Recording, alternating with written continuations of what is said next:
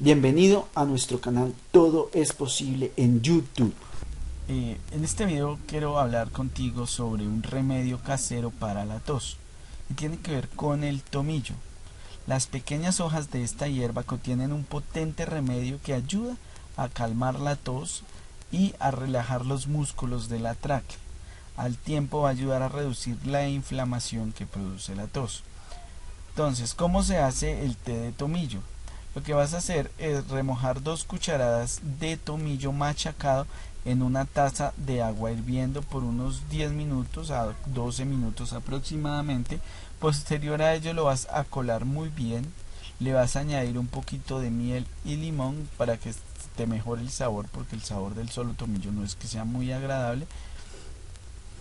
Y te lo vas a tomar y es muy bueno para la tos.